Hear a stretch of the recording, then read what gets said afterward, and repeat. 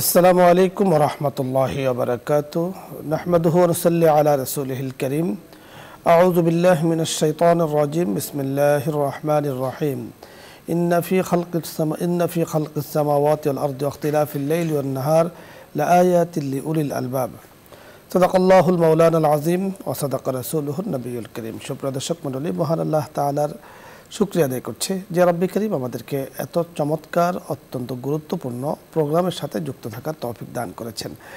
আজকের দিনটি অত্যন্ত বরকতময়, জুমাবার, বিশেষ করে জুমার পর থেকে নিয়ে মাগরিব পর্যন্ত খুবই বরকতময় সময়। আল্লাহ রব্বি করিমের কাছে আমরা দোয়া করছি, রব্বি করিম আমাদেরকে তৌফিক দান করেছেন, রাহমত দ্বারা ভরপুর করুন। ইয়া রব্বি লাকাল হামদ কামা ইয়ানবাগি লিজালালি ওয়াজহিক ওয়া আযীমি সুলতানিক।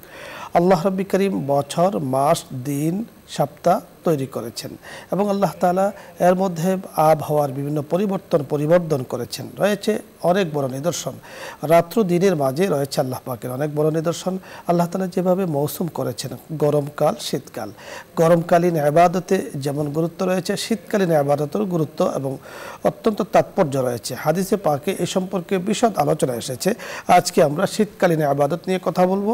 কথা বলার জন্য যিনি আমাদের সাথে আছেন, বিশিষ্ট ইসলামী চিন্তাবিদ, মিডিয়া আলোচক, অত্যন্ত সুন্দর চমৎকার গোছালো আলোচনা ইতিমধ্যে তিনি উপহার দিয়েছেন দেশ ও জাতির উদ্দেশ্যে। অত্যন্ত চমৎকার কথা বলেন শেখ মুফতি মোহাম্মদ শব্বির আহমদ খান, শেখুল হাদিস, জামিয়া দারুল আরকাম, উত্তরা, ঢাকা। সাথে আছি আমজাদ হোসেন হেলালি। আসসালামু আলাইকুম। ওয়ালাইকুম আসসালাম ওয়া রাহমাতুল্লাহ। জি শেখ, কেমন আছেন? আলহামদুলিল্লাহ ভালো আছি, আপনি কেমন আছেন? আলহামদুলিল্লাহ, আল্লাহ তাআলা খুব ভালো রেখেছেন। আজকে আপনার কাছে আমরা জানবো যে শীতকালীন ইবাদত, আসলে এই এখন যে মৌসুম চলছে, না শীত না গরম, এর মধ্যে ইবাদতের কিন্তু অনেক সুবর্ণ সুযোগ ইবাদত করার জন্য। আর বিচক্ষণ মানুষ তো তারাই যারা সময় বুঝে সেটাকে গ্রহণ করে নেয়। আপনার কাছে এই সম্পর্কে বিস্তারিত শুনবো আমরা। বিসমিল্লাহ, আলহামদুলিল্লাহ, ওয়াসসালাতু ওয়াসসালামু আলা রাসূলিল্লাহ। মৌসুম যেমনটা আপনি বলছিলেন, সময়, এগুলো আল্লাহ রাব্বুল আলামিনের সৃষ্টি। আল কোরআনে আল্লাহ তাআলা বলছেন, ইন্না ফি খালকিস সামাওয়াতি ওয়াল আরদি ওয়া ইখতিলাফিল লাইলি ওয়ান নাহারি লাআয়াতিন লিউলিল আলবাব। জ্ঞানী ব্যক্তিদের জন্য এই রাত এবং দিনের পরিবর্তন এবং এই সবের মধ্যে আল্লাহ রাব্বুল এবং আকাশ এবং জমিনের সৃষ্টি এবং রাত দিনের বিবর্তনের মধ্যে চিন্তাশীল ব্যক্তিদের জন্য অনেক অনেক নিদর্শন রয়েছে। তো এই জন্য এখন যে শীতের মৌসুম, এই মৌসুমের পরিবর্তন, দিনের পরিবর্তনে মুমিন চিন্তাশীল হবে, আল্লাহর কুদরত এবং আজমতকে নিয়ে চিন্তা করে আল্লাহমুখী হবে, আল্লাহর ইবাদতে মশগুল হবে।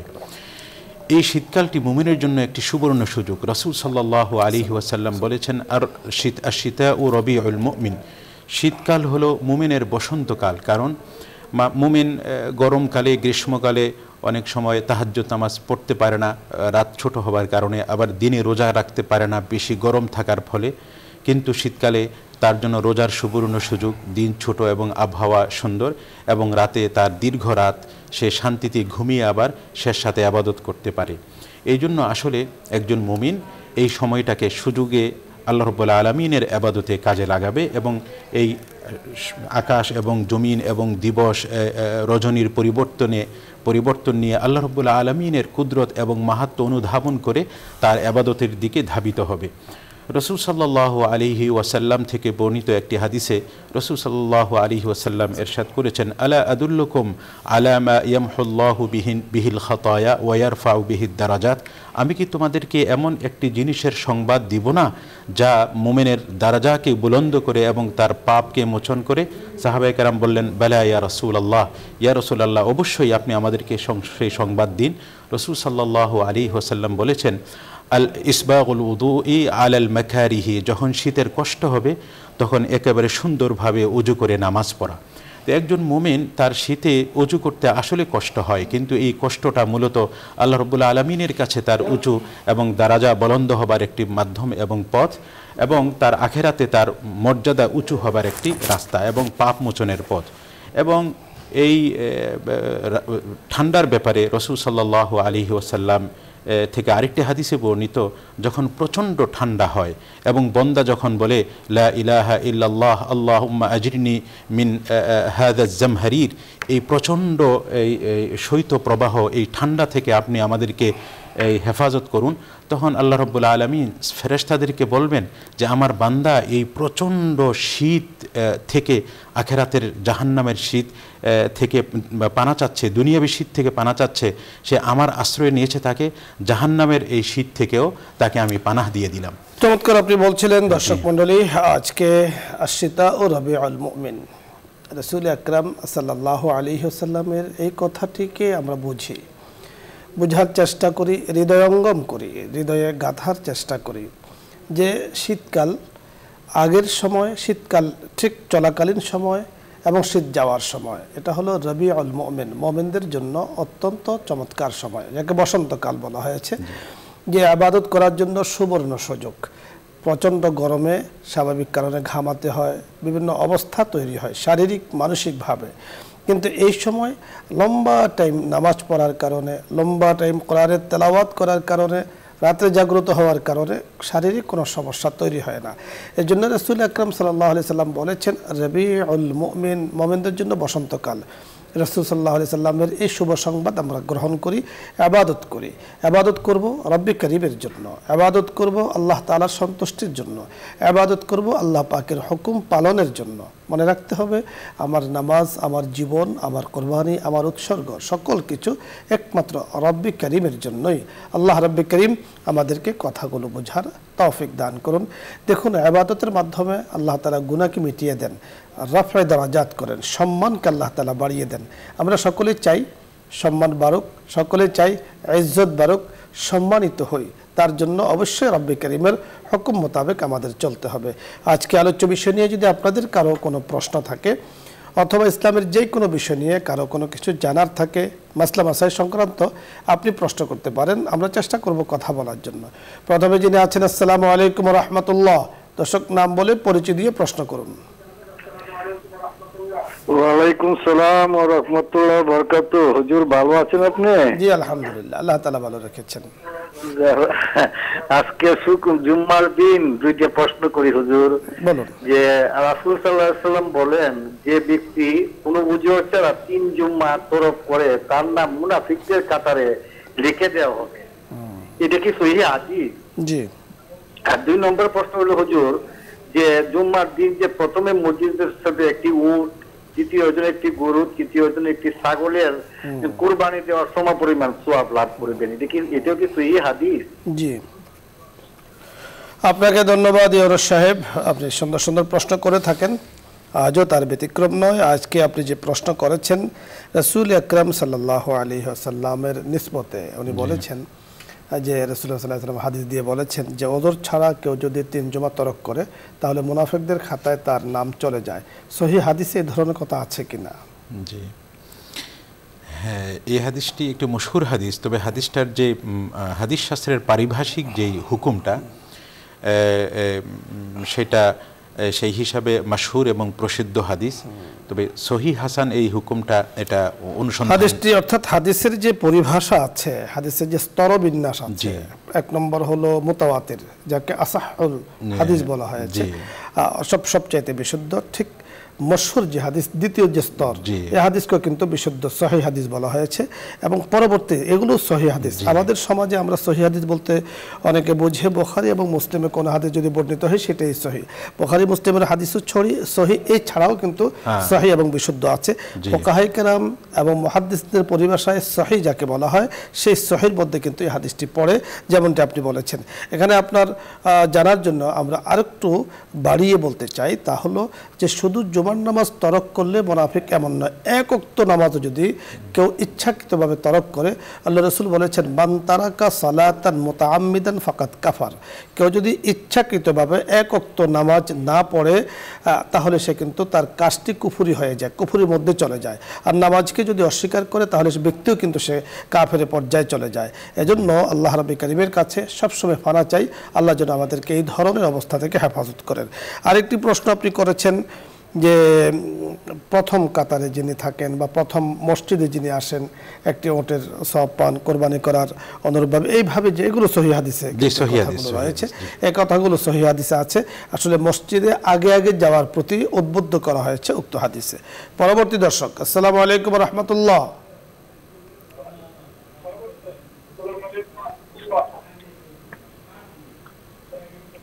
যে দর্শক শুনতে পেয়েছেন। ওয়ালাইকুম আসসালাম ওয়া রাহমাতুল্লাহ। প্রশ্ন করুন, আমরা শুনতে পাচ্ছি। জি হুজুর, আমি একটা প্রশ্ন করতে চাচ্ছিলাম, সেটা হচ্ছে টিভির ভলিউম কমিয়ে কথা বলুন।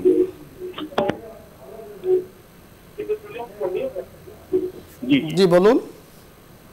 ইদানিং সবখানেই দেখা যাচ্ছে, বিশেষ করে সামাজিক যোগাযোগ মাধ্যমে যেহেতু আমরা বেশি পরিচিত, মানে বেশি প্রচারিত, এখানে দেখা যাচ্ছে যে সবাই জুমার দিন হলে জুম্মা মুবারক, এই যে এই কথাটা প্রচার করছে, মানে এটা একটা রীতির মতো হয়ে গেছে মনে হচ্ছে। আসলে এটা কি?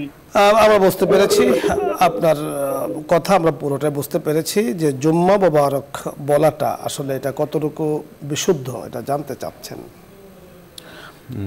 সাহাবায়ে কেরাম থেকে এরকম বর্ণনা নেই, তবে একটি আবাদতের দিন, যে কোনো আবাদতের কথা স্মরণ করিয়ে দেওয়ার জন্য মুসলমানরা একে অপরে জুমার দিন এই কথাটা যোগাযোগ মাধ্যমে ব্যক্তিগতভাবে পাঠায়। তবে এটাকে যদি সুন্নত, ফরজ, ওয়াজিব এমন মনে করে তাহলে সেটা বিদআত হবে, আর না হয় একটা সামাজিক কথাবার্তার মতোই। জুম্মা মুবারক, আসলে মুবারক শব্দের অর্থ আমাদের বুঝতে হবে। ঈদ মুবারক আমরা বলে থাকি। ঈদ মুবারক মানে হলো আল্লাহ তাআলা যেন ঈদটাকে বরকতময় করেন। হায়াত মুবারক অর্থাৎ হায়াতকে যেন বরকতময় করেন। জুম্মা মুবারক অর্থাৎ আল্লাহ তাআলা যেন এই দিনটাকে বরকতময় করেন, যেহেতু দিনটি বরকতময়। এই ধরনের পরিভাষা শাব্দিক দিক থেকে আসলে কোনো সমস্যা আমরা দেখছি না, কিন্তু আমাদের মুফতি সাহেব যে দিকে ইঙ্গিত করেছেন যে যদি এটাকে কোনো ধরনের শিরিক, কোনো ধরনের বেদাত, কুসংস্কারের দিকে নিয়ে যাওয়া হয় অথবা চলে যায়, তাহলে সেক্ষেত্রে কিন্তু এড়িয়ে চলতে হবে। শাব্দিকভাবে অথবা একে অপরকে স্মরণ করিয়ে দেওয়ার জন্য এই ধরনের শব্দ নিষেধ নয়, এগুলো মজমুম নয়, অর্থাৎ মমদুহ, প্রশংসিত। এটাকে কোনোভাবে অন্যভাবে দেখার কোনো সুরত নেই। কিন্তু কোনো ধরনের নতুন কিছু আবিষ্কার যদি হয়ে যায় তাহলে সেটা কিন্তু সুন্নত মনে করা হয়, খেলাফে সুন্নত হয়ে যায়, তাহলে এর থেকে দূরে থাকতে হবে। পরবর্তী দর্শক, আসসালামু আলাইকুম ওয়া রাহমাতুল্লাহ।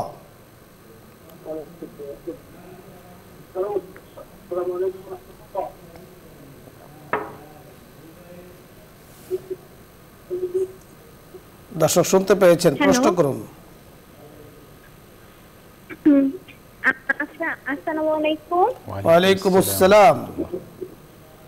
আচ্ছা, আমার দুটো প্রশ্ন ছিল। একটা হচ্ছে যে তায়াম্মুমের পর যে উযু করার পর আমরা যে আসলে নামাজটা পড়ে থাকি, সেটাকে তায়াম্মুমের পর করা যাবে কিনা, আর উযু পর যে আমরা কালেমা শাহাদাত পড়ে থাকি সেটা হচ্ছে তায়াম্মুমের পর করা যাবে কিনা। আরেকটা হচ্ছে ভালো কাজ দিয়ে কি খারাপ কাজকে কি ঢাকা যায়? মানে আমি যদি একটা খারাপ কাজ করে থাকি, পর মুহূর্তে যদি একটা ভালো কাজ করি, তাহলে এটা কি মাইনাসে প্লাস? আমরা বুঝতে পেরেছি, ধন্যবাদ। আপনার প্রথম যে প্রশ্নটি আপনি করেছেন যে তায়াম্মুমের ওযুর পরে যেমন নামাজ পড়া যায়, তায়াম্মুমের পরও সেই নামাজ পড়া যাবে কিনা, অর্থাৎ নামাজ তায়াম্মুমের পরেও পড়া যায়, ওযুর পরেও পড়া যায়। প্রশ্ন হলো যে তায়াম্মুমটা আপনি কখন করছেন, এটা হলো জানার বিষয়। যে তায়াম্মুম যদি আপনার উপরে সমস্ত নিয়ম পদ্ধতি আসে, যে যেই কারণে তায়াম্মুম হয়, তাহলে তো তায়াম্মুমের ওযুর পরে যা করা যাবে তায়াম্মুমের পরেও কিন্তু তাই করা যাবে। কারণ তায়াম্মুমটাই হলো ওযুর খলিফা, ওযুর বিকল্প। ওযু দ্বারা যা করা যাবে তায়াম্মুম করা যাবে, কিন্তু ওযুর পানি আছে, আপনি করতে পারছেন, সাধ্য আছে, সেই ক্ষেত্রে কিন্তু তায়াম্মুম করলে আপনার তায়াম্মুমটা গ্রহণ হবে না। আরেকটি প্রশ্ন করেছেন, কালিমা শাহাদাতের পরে ওযুর পরে যেমন কালিমা শাহাদাত পড়া হয়, তায়াম্মুমের পরেও কালিমা শাহাদাত পড়া যাবে কিনা? হাদিসে বর্ণিত riwayatগুলোতে ওযুর পরেই এসেছে এই কালিমা শাহাদাত পড়ার বিবরণটি। হ্যাঁ, কালিমা ওযুর পরে, আর কোনো কারণে যদি আপনি তায়াম্মুম করেন, যেহেতু ওযুর খলিফা তায়াম্মুম, সেই হিসাবে খলিফা হিসাবে পড়া যাবে মনে হয়। ওযুর বিকল্প তায়াম্মুম, ঠিক শাহাদাতও পড়া যাবে, আসলে কোনো সমস্যা নেই। আপনি শাহাদাত ওযুর পরেও পড়তে পারেন, তায়াম্মুমের পরেও পড়তে পারেন। তবে আপনাকে সতর্ক থাকতে হবে যে যখন তখন মনে চাইলেই তায়াম্মুম করা যাবে না, কারণ বর্তমানে শীত চলছে।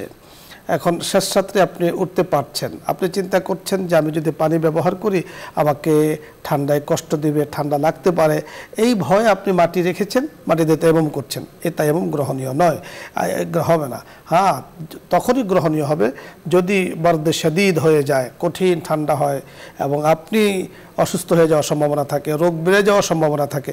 সকল নিয়ম পদ্ধতি পেয়ে যাওয়ার পরে কিন্তু তায়াম্মুম, খামাখা শীত বেড়েছে, পানি ঠান্ডা, এর জন্য কিন্তু তায়াম্মুম করা যাবে না, আর এই তায়াম্মুম করলেও নামাজ হবে না।